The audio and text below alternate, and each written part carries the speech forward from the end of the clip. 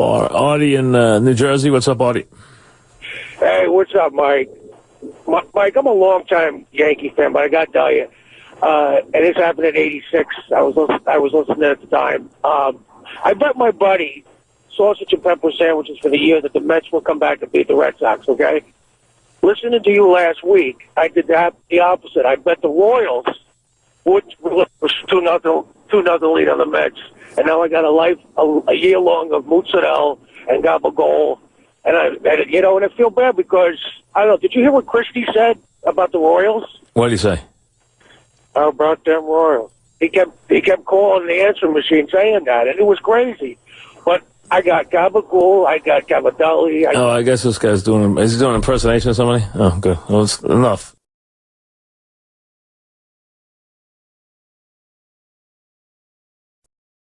All right, we're back. George in Manhattan. What's up, George? Oh, my.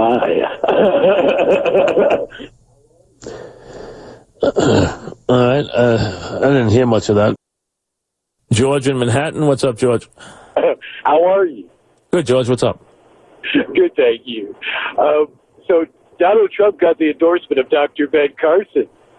Oh, my. Okay, you think I'm buying that accent and that whole thing? I mean, come on now. You think I'm buying that? I'm going to sit here and listen to that for a couple of minutes? Not a chance.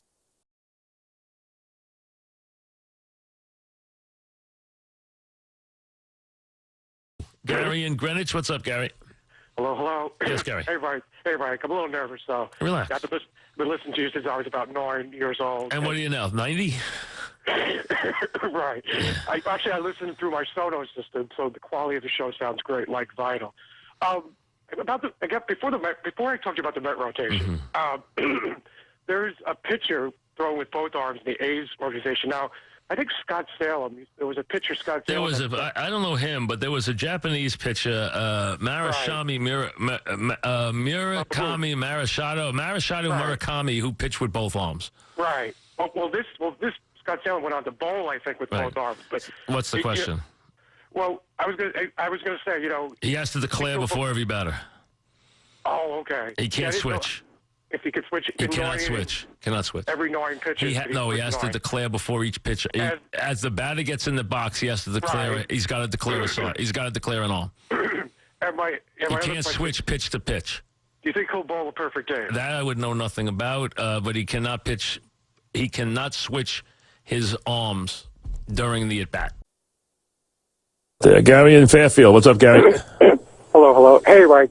Yes. As a Met fan, professionally and personally, my life's annoying right now.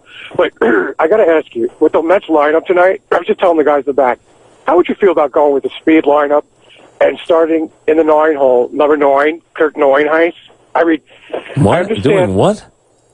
Starting batting him number 9. Who? Check up to Kirk Neuenhuis. Where's he playing?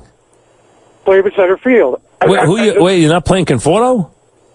I was just going to tell you, I would play Conforto in left field. Wait, we are playing Cespedes? Here's the deal. Wait a second, who are you not playing?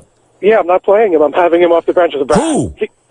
Yoenis Cespedes. Oh, listen, I'm sorry, but the phone, we're not having this discussion, okay? If you're calling up telling me you want Cespedes on the bench tonight, I mean, you know what? I can't take that call seriously. I got to leave. Steve in Yonkers, what's up, Steve? No, it's Gary. Oh, sorry, it says Steve here. I apologize. No, that's okay. Hello. Yeah. What's happening? Right. So, Mike, after 9 years, I got to know, you were at the ballpark last night. Yeah, sure. What was it like? What was the atmosphere like? Last night, people were in their seats so early because they just couldn't wait for the game to start. I mean, there was that kind of antsiness before the crowd. The crowd was 9 years of frustration. Yeah, the crowd was it was electric last night. It was a great crowd. The Met fans were loud. They were boisterous. They did a great job last night. And I'll be tired of that. I was watching through my Sonos speaker system, and it sounded awesome. Yeah, it was loud. Remember, it's not a very big building, so I mean, it should be loud. Gary in Manhattan, what's up, Gary? Hey, I love how you brought up Roosevelt BOOEY the other day during the show. That was just great. Mike, I've been listening to you since 1989. Have you been watching Vinyl on HBO by any chance? I've seen a little of it, but what I've seen, unfortunately, has not moved me, to be honest with you. Well, I've been listening. I've been listening to this show on a cabinet that has a turntable because I got to tell you, vinyl to me is making a huge comeback, and I guess people appreciate it because it's tactile and like it's engaging and it's fun. Like when I listen to a So record, you're listening to records again? Is that it? right? So you're watching the show vinyl and you like it? I do. Gary in Manhattan, what's up, Gary? Hey, real quick. Regarding the Preakness this weekend, I'm so excited about Neuenquist, 9-1 odds out of the Neuen's gate. Have you ever listened to a... That's we all know that he won't be 9-1, so we know that call's a phony from the start.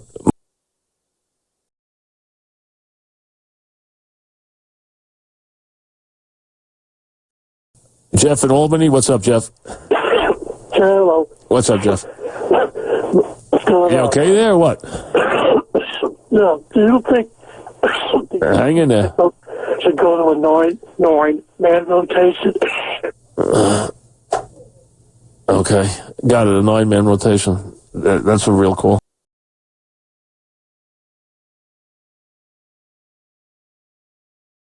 Lawrence in Bergen County, what's up, Lawrence? Hey, Mike.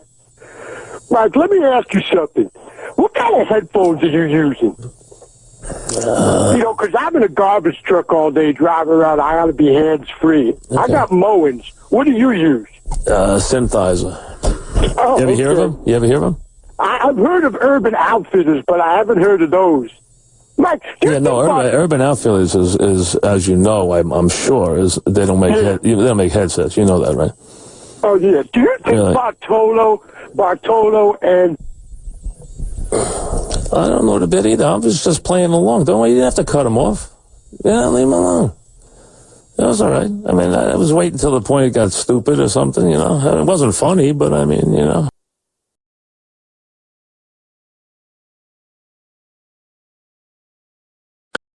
Tom in Manhattan, what's up, Tom? Hi, Mike. Yes, Tom. How about them Chiefs? I mean, listen, they held up there. They held up there, and they did pretty well. They did. I'm actually excited for Francesa Con 3. I'm in town visiting my son Richard. I'm from Kansas. And I have to tell you, I was at Super Bowl 1 and 2 when my Chiefs played the Packers. I was between two tours of Vietnam. And there I was on the sideline with two of my buddies. And boys, we were saying, how about them Chiefs? We were thankful that game was played where it was and not in cold Minnesota, because we had just come from the jungle. And we was all so excited. And in fact, we used to provide meats for the Chiefs. In fact, back in those days, Lynn Dawson and Hank Stram, we used to cook up. They used to love raccoon stew, and we would provide. My wife would provide the team with all kinds of meats that they couldn't get anywhere else that we had on our homestead. In fact, my dog Daisy, my hound dog, he was on the sidelines with me.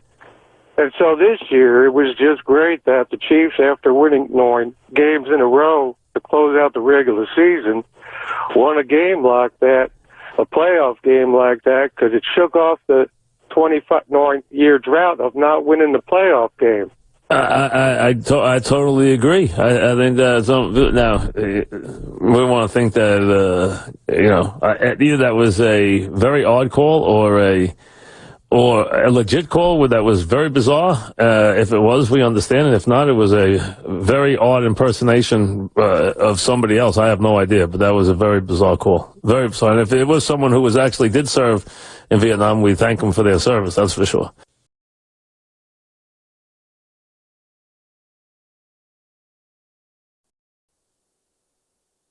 Ben joins us. What's up, Ben? Thank you, Mike, yes, for taking Ben. my call. What's happening? Thank you. Dusting. Mike, I'm a 53-year Met fan. My wife, Ray, and I'm 91 years old, and I really, really love listening to your show. Thank you, Ben. Appreciate it. You an old Brooklyn Dodger fan or a Giant? I started out as a Brooklyn Dodger fan. My wife, Ray, was a Giants fan, so you can imagine how things got in the house. Who talked to who in 51? Were you together in 51? We were together. We had our first daughter, Ellen, in 1950, and our son, Howard, in 1954. Did you talk in 51 after the homer? We we actually had lots of problems in the kitchen for a year or two after that. It was crazy. I was an engineer for years, and when I would bring my son Howard to Shea Stadium, I had to berate him, and I felt so bad because he couldn't keep score.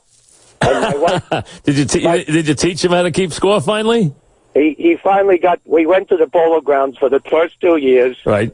Thank you. And then we went to Shea Stadium for the next 9 years and kept following the Mets, of course. And I took him into the city with me. And my wife Ray is here. Hello. Hello, Ray. How are you?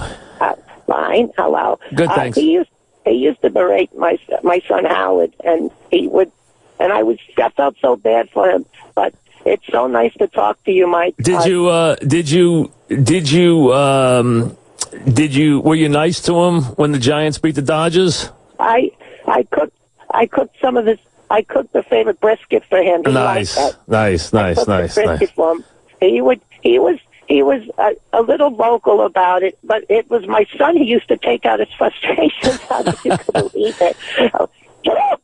And well, what she's not telling you is how, Mike, we used to, when we would carpool into the city for work, right. And I would come home and take kids to the Mets games, right. And I would bring my recorder in, and we would record our family trips to Shea Stadium. Really? I would bring the microphone in, and I would do the testing, and the kids would love it. Howard would love it, and Ray was great with me. And he did one thing he did with me that was so cute was when our 20th anniversary was after the Jim Bunning game, and it was a bad day for the Mets, but it was a super day for us, and we met some of those Phillies when we were out in the parking lot.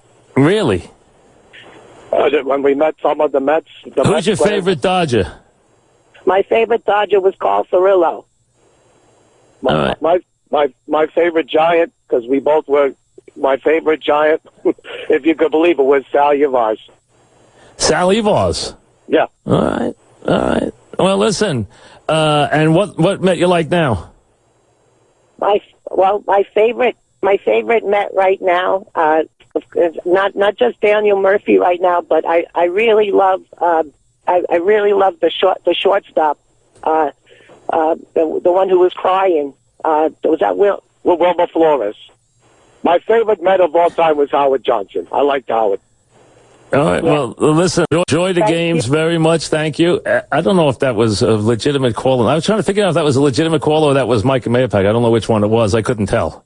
I was trying to figure it out. They did it, but he knew Sal Yvars. I was like, he did his homework. Mike usually slips up on stuff like that. So I don't know if that was a real call or not. Because the lady was kind of fake, so the lady didn't work. Once he went to the lady, I knew it was a phony call. So, but the original call was pretty good. But unfortunately, I think, folks, that was a put on call. But, you know who it is, so, we let it go because it's, the lunatic Mike and Mayapak is who's doing it, so that's why we let it go. So, but...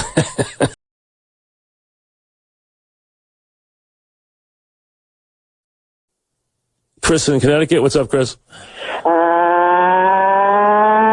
Stop. Listen, stop.